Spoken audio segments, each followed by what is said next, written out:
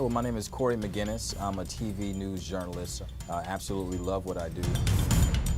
I wouldn't choose another career ever. The gunman was shooting inside this hospital. There could soon be a lot of changes here at the airport. Soon, folks will be able to walk down this street to come to the new Iron City Grill. Sir, right now, can you tell us about the money when it comes to the mission work? What happened to that money?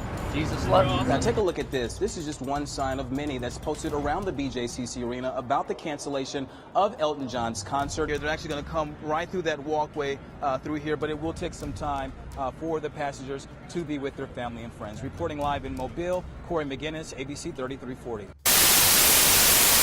There's something about reporting and telling other people's stories that I just love, that I like to do. Anything that you would want to say? These are 28 kids. Anything that you said to their parents? A daycare worker accused of driving uninsured. Were the kids okay? With 28 children. Why they didn't have their seatbelts? Riding in a 15-passenger van is now in trouble with the law. Staff members at the Alice Christian Academy. Is there anything at all that you can tell us today? Speechless. The children, all under the age of 5, were taken to the Fairfield Police Department after a driver called police saying that they were jumping around in the van and that the driver was swerving. They were concerned that the driver may have been impaired in some type of way and also that the kids were not in seatbelts. Chief Leon Davis says when police pulled the van over, they noticed the children were not wearing seatbelts and that the driver was uninsured. If the vehicle was involved in an accident, there's a great possibility many of those kids could have been hurt, even killed. After the children were picked up from the police station, parents like Adrian Berry came to get them from the daycare. You have got to be kidding me. My child was on that van. We broke the news to Berry. Oh my God. What? Oh Lord, I need to go ahead and find out what's going on. Once Berry picked up her daughter, that's when we were kicked off the property. The owner of this daycare said y'all need to get off her property or she's gonna call the police. And when the owner arrived, we were threatened with the cane. Any comment that you have on behalf of what's No, happening tell today? him to take the damn camera off me. We don't need the cane, sir. Well, he better take that off me. The driver was cited for lack of insurance and no safety belts. Meantime, the Fairfield police are taking further action. We will be notifying the Department of Human Resources concerning this incident. Oh, I'm very curious. Was someone sending a message? This is not good. Or was it just a prank? ABC 3340 was one of the first on the scene after reports that a suspicious package was mailed to Planned Parenthood off Highland Avenue. We've retrieved a package, and with that package, what we'll basically be doing is we'll be turned over to the FBI, who's also on site, and they'll send it off for further testing. Wilson says there was no danger to the public and that law enforcement handled everything within standard procedures. The question still remains, who did it? No suspect or anything of that nature. We have nothing to go on at this moment. Wilson wouldn't confirm or deny a return address on the package. We reached out to Nora Spencer with Planned Parenthood through email. She says the safety of our patients and staff is Planned Parenthood Southeast's highest priority. It is our policy not to comment on security matters. Throughout the evening, hazmat, firefighters, FBI, and police stayed on the scene. I've never seen so many emergency vehicles in my life. People were taken aback by the incident. It's tough. I think it's a part of the world that we live in. I mean, if you have an abortion clinic in your neighborhood, you run the risk. I'm really hopeful with the legislation that's been passed in Alabama recently that this clinic won't be here much longer. Officers said little about the package itself, but did say they take situations like this seriously, whether it was a prank or if someone really was sending a message. If it is some sort of hoax, I think it is a terrible waste of resources, and whoever's responsible should pay a penalty for that. It's something about telling somebody's story, and then I think the ultimate gift out of that is once you tell their story and then when you receive the feedback. He was begging for a cupcake. It's all smiles as Miranda Garrett shows me pictures of her 2-year-old son, Fortune. But things weren't always this joyful. This little boy with a big grin was abused by a daycare worker. The daycare lady husband beat him. Garrett thought she had a good daycare system in place. It included transportation for Fortune and her 3 other children. But then came the day when he was dropped off on the curb in front of her house. He was in the car seat and she just sat the car seat there, blew the horn and pulled off. Garrett brought her son inside. Her motherly instincts told her something was wrong. We noticed like Fortune had a black eye. He couldn't open up his eye. Fortune was rushed to the hospital. On the way, he blacked out. They said he got a skull fracture. He had puncture wounds to the liver. He had a broken leg. His tibia was fractured. And he had to see an ophthalmologist. He was in the hospital 3 months. Fortune's story is just one of many. This past September, Eric Higdon, the son of a daycare worker, was arrested for sexual abuse. There were 4 alleged victims, all under the age of 5. This case was sent to a grand jury. Chief Deputy Randy Christian says in recent years, more people are reporting child abuse. I think in the past, you had a lot of these poor children that were swept under the rug, never got the help that they needed. The offenders were never brought to justice. And the good news is we're seeing that now. The good news is we have a system in place where we can help these children restore their lives.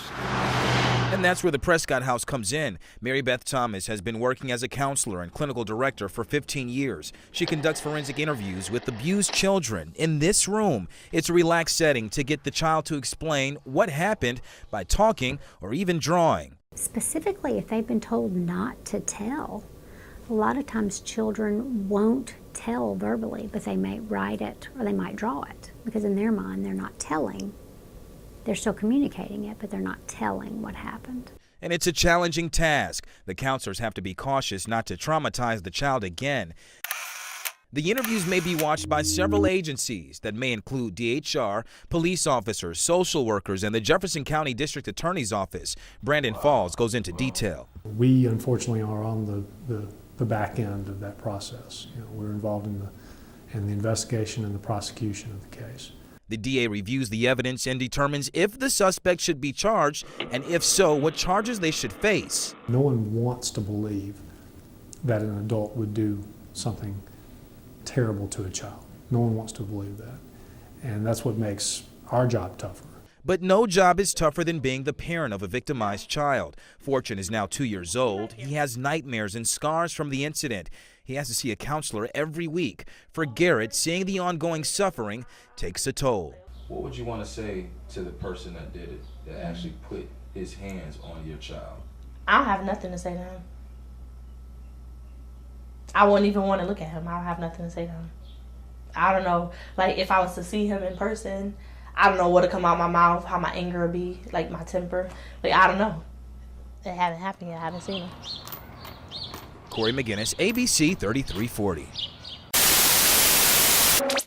I do like telling life stories, and I like the stories where you can talk about someone that overcame or, that struggled to help others in the community, be a voice for the voiceless. Been on the force 17 years.